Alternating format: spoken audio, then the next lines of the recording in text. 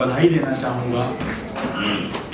वाकई ये काबिल तारीफ है कि इतने वर्षों बाद हम लोगों ने इसके बारे में सोचा। लगातार साजिश चल रही है उत्तर और दक्षिण के बीच में एक विभाजन की मानसिकता पैदा करने की,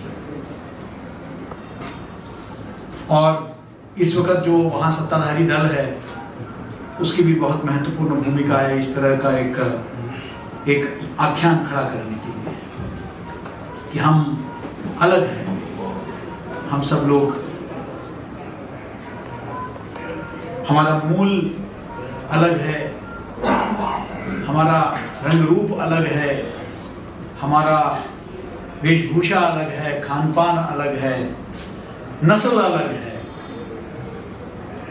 इस तरह का एक आख्यान खड़ा करने का एक ऐसा साजिश भी चल रहा है जहां आर्थिक तौर पर भी सवाल खड़ा करने का प्रयास किया जा रहा है कि दक्षिण में, खासकर तमिलनाडु में और अन्य प्रदेशों में ज़्यादा आय भारत के राजस्व में वो दे रहे हैं, तो वो फिर उत्तर के वो राज्य जो पिछड़े हैं उन पर क्यों खर्च किया जा रहा है।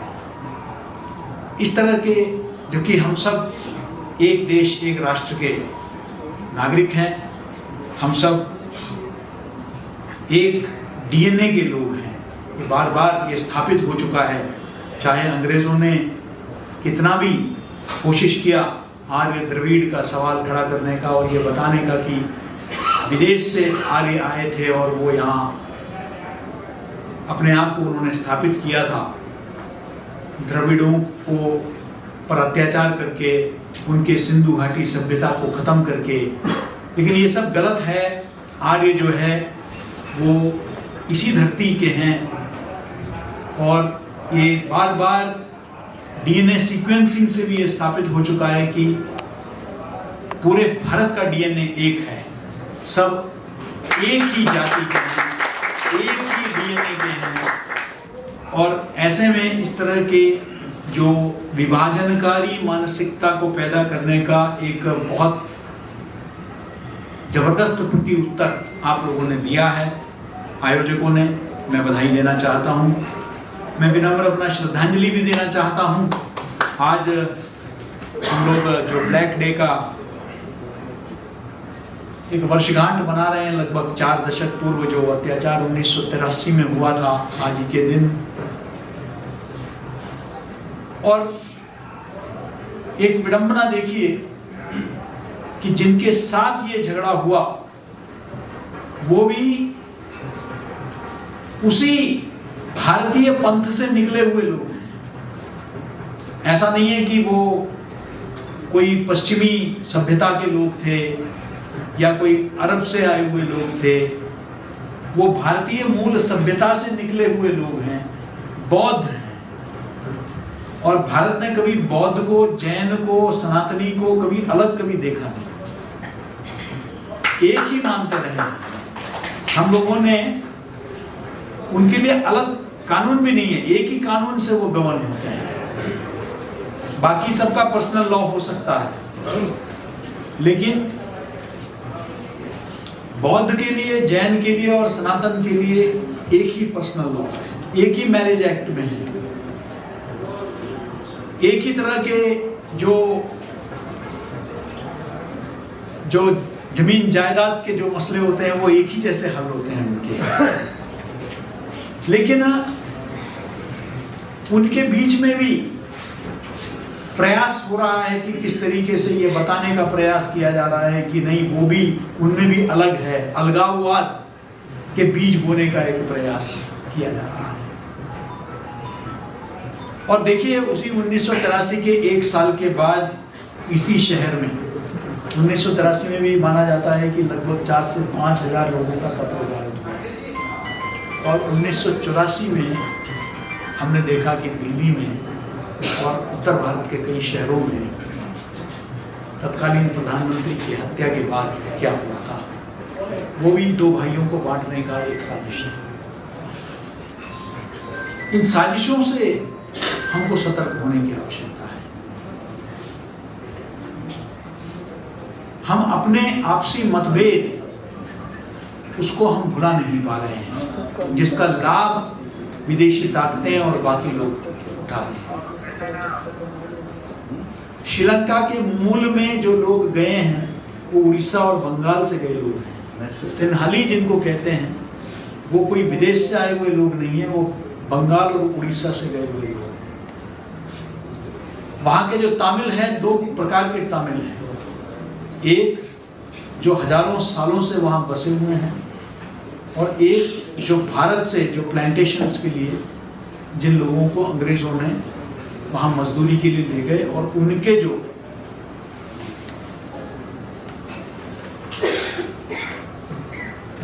पीढ़ियां हैं वो हैं।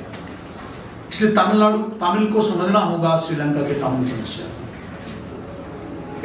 लेकिन उनको भाषा और मजहब के आधार पर उनसे भेदभाव किया गया, और अफसोस की बात कि पहले भारत का उनके प्रति बहुत सकारात्मक समर्थन रहा, और उसके बाद किन्हीं कारणों की वजह से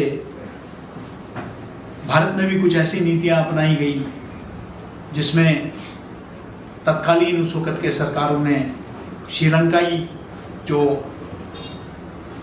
बहुसंख्यक है एक तरह से उनके फौज को साथ देना शुरू किया। ये भी एक हकीकत है। खैर, ये पुरानी बातें हैं। हमने क्या सबक सीखा? और हालांकि अभी श्रीलंका में शांति है, लेकिन क्या वो सही मायने में शांति है, या वह युद्ध विराम है? शायद एलटीटी जैसे संगठनों को खत्म कर दिया गया है, लेकिन क्या वहाँ के लोग संतुष्ट हैं? क्या उनको सही मायने में स्वायत्तता मिली है?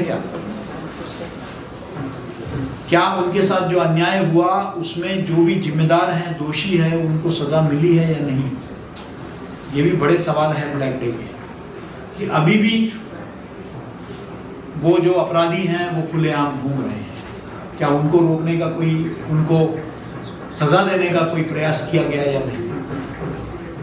मैं समझता हूँ कि ये एक अवसर है जब हमें आत्मावलोकन करना है। We need to do introspection कि ये क्यों हो रहा है हमारे पड़ोसी मुल्कों में। जिस तरीके से अभी तरुण विजय जी ने भी यहाँ बात रखी कि हमारे पड़ोसी मुल्कों में, चाहे बांग्लादेश हो, चाहे पाकिस्तान हो, चाहे अफगानिस्तान हो, यहाँ इस तरह के अत्याचार क्यों हो रहा है? और ऐसा क्यों हो रहा है कि नेपाल, जहाँ सनातन बहुमत है, वहाँ भी भारत के खिलाफ एक आख्यान खड़ा किया गया है।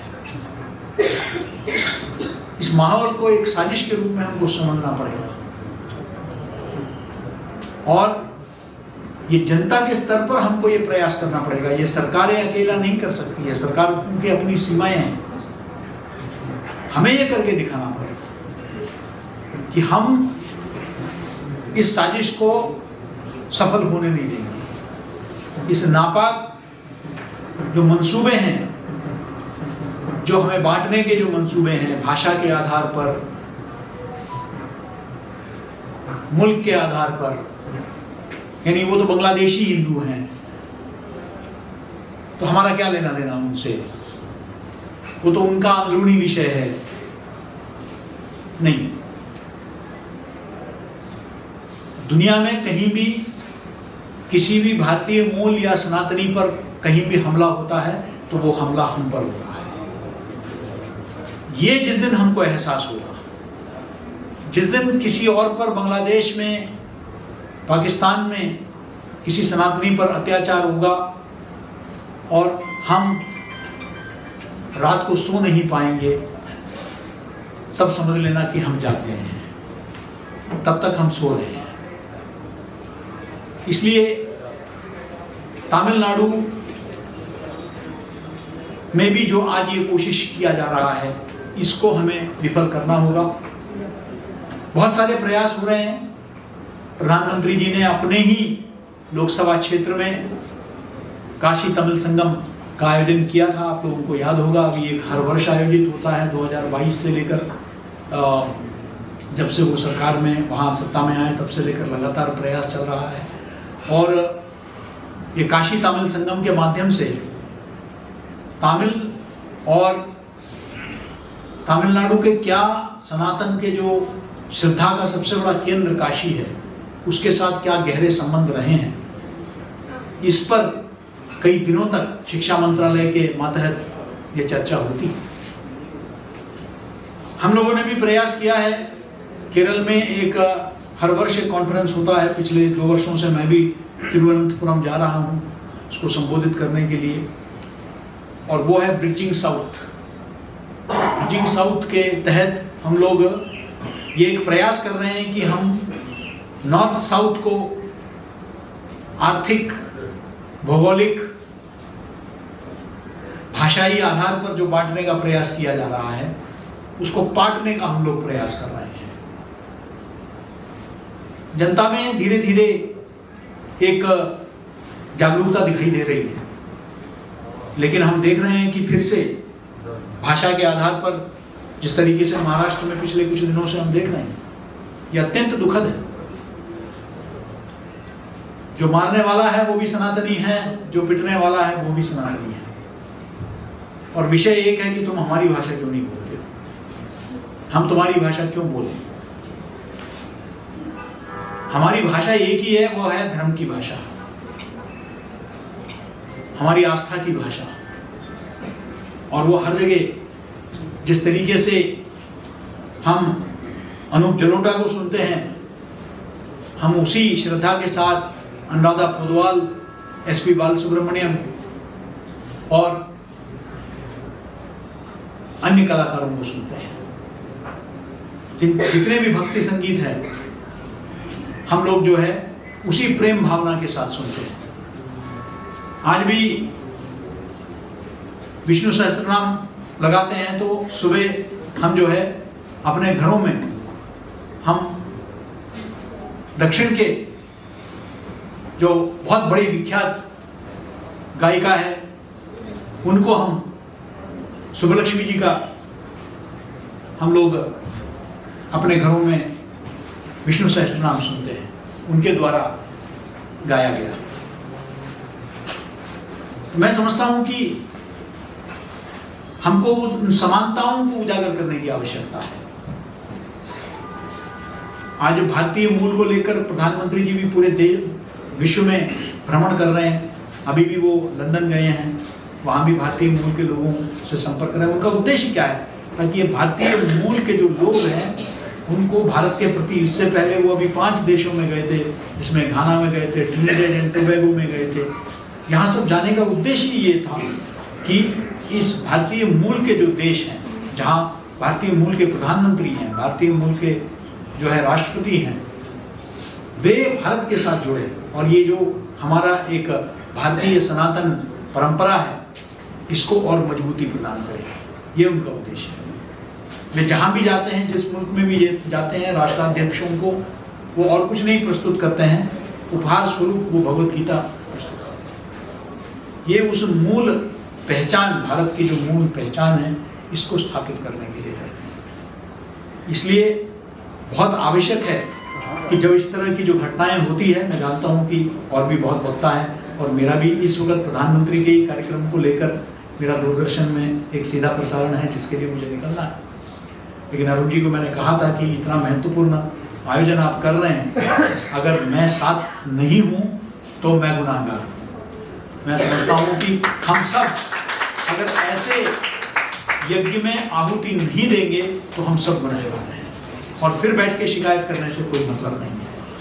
हम सबको जब भी अवसर मिलता है, जहाँ भी अवसर मिलता है, एक एकता का संदेश हम सब, खासकर मैं युवा पीढ़ी को भी यहाँ देख रहा हूँ, तो अपना सोशल मीडिया के माध्यम से इस तरह के विषयों को आप उजागर करें, इस तरह के एकता के संदेश को आप उजागर करें, जन जन तक पहुँचे कि कहीं भी भारतीय मूल के सनातनियों पर या कहीं भी किसी पर भी इस तरह के अत्याचार हो तो उसको हम बर्दाश्त नहीं करेंगे, उसके खिलाफ हम आवाज़ उठाएंगे और उस मामले में हम पूरे भारत में ही नहीं पूरे विश्व में हम एकजुट हैं।